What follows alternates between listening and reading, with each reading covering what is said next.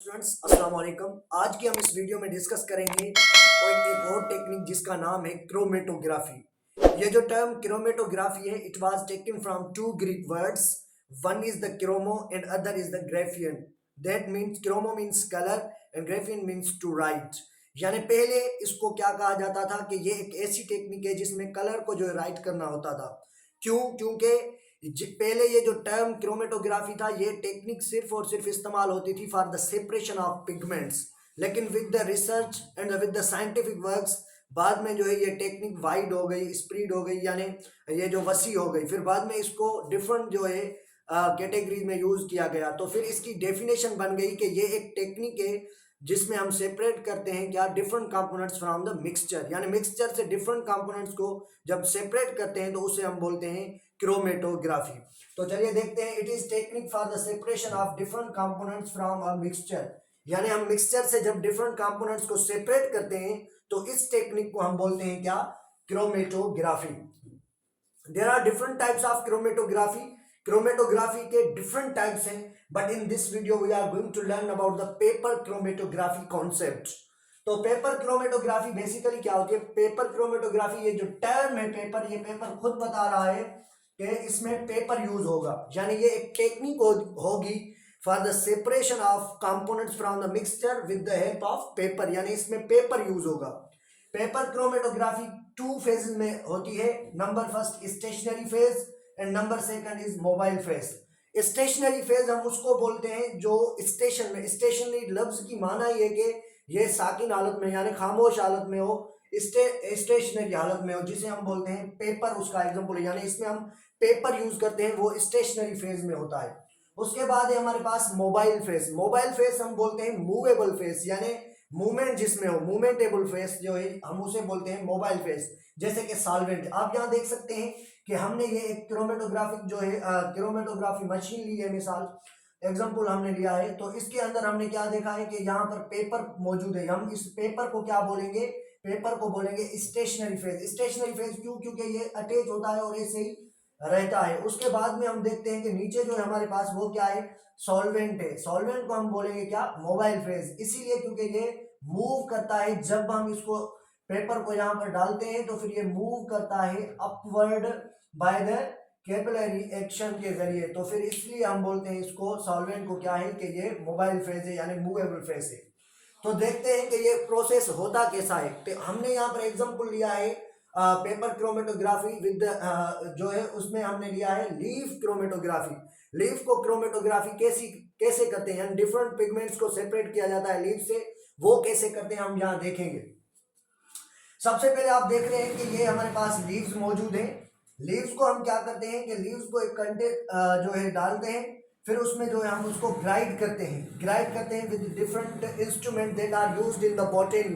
Botany में different जो है इंस्ट्रूमेंट हैं जो यूज होते हैं फिर इसको ग्राइंड करने के लिए।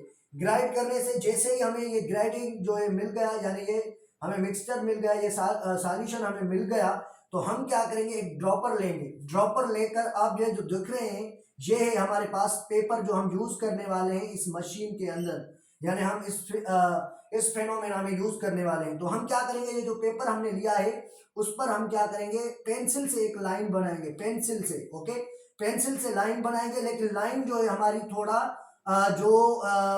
ऐसा समझते हैं जो एंड है उससे 2 सेंटीमीटर या कुछ थोड़ी ऊपर होनी चाहिए। फिर क्या करेंगे हम जो है इससे, ये क्या है हमारे पास ड्रॉपर है, ड्रॉपर से हमने ये जो सॉल्यूशन बनाई है कहाँ से ली है, ग्राइंडिंग ली है, कहाँ से जो है लीव्स को ग्राइंड कर जो ये ली है। तो फिर हम क्या करेंगे, इससे हम जो है फ्यू ड्रॉप्स लेंगे और ये जो ड्रॉप्स है हम वो क्या करेंगे हम पुट करेंगे यहाँ पर इस लाइन पर जो हमने ड्रा किया है उस पर, ठीक है। जैसे ही हमने यहाँ पर पुट किया तो फिर हम इस पेपर को इसमें डालेंगे तो देखेंगे क्या कि हमारे पास ये हो गया, कौन सा फेज है, ये हमारे पास है स्टेशनरी फेज। यानी पेपर हमारे पास कौन सा फेज है, ये फेज कौन सा होगा, ये हमारे पास होगा स्टेशनरी फेज, स्टेशनरी फेज। और ये हमारे पास होगा क्या, मोबाइल फेज। ये हमारे पास क्या है, मोबाइल फेज है। ये हमारे पास क्या है, मोबाइल फेज, मोबाइल फेज। तो मोबाइल फेज क्या करेंगे, देखिए क्या करेगा देखेंगे। जैसे ही हम ये डालेंगे यहाँ पर हमारे पास मौजूद है सॉल्यूशन जो हमने लीव से लिया है।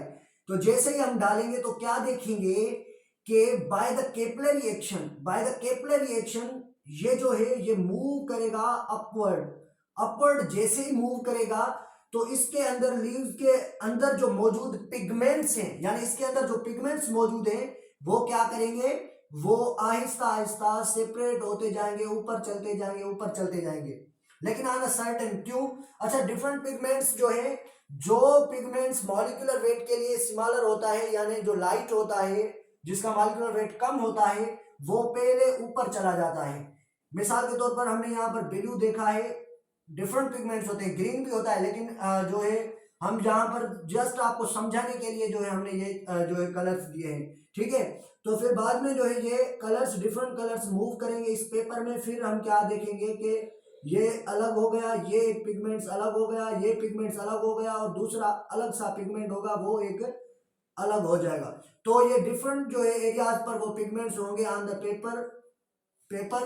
तो हम इससे बोलते हैं क्रोमेटोग्राफी। ये कलर्स चेंज हो गए, बाद में हम इसको देखते हैं अच्छे तरीके से और हम इसको देखते हैं कि कौन कौन सा जो है हमने कलर देखा है। तो this technique is known as a chromatography. ये जो सारी टेक्निक है हम इसे क्या बोलते हैं, क्रोमेटोग्राफी। इन वन वर्ड्स अगर डेफिनेशन बनाए, कॉन्सेप्ट बनाए, तो ये एक टेक्निक होती है जिसमें हम क्या करते हैं, मिक्सचर से हम क्या लेते हैं, मिक्सचर से डिफरेंट कंपोनेंट्स को सेपरेट करते हैं। आया वो पिगमेंट्स हो यानी पिगमेंट्स की मिक्सचर बनाए उससे भी सेपरेट कर सकते हैं पिगमेंट्स को, और उसके साथ साथ प्रोटीन और डीएनए वगैरह को सेपरेट करने के लिए भी क्रोमेटोग्राफी की जाती है। तो ये था आज का हमारा टॉपिक। अगर वीडियो पसंद आई हो तो लाइक करें, कमेंट्स करें, अगर कोई भी क्यूरी और क्वेश्चंस हो वो कमेंट बॉक्स में भेज देंगे तो इंशाल्लाह आपको जवाब मिल जाएगा। शुक्रिया, अल्लाह हाफिज़।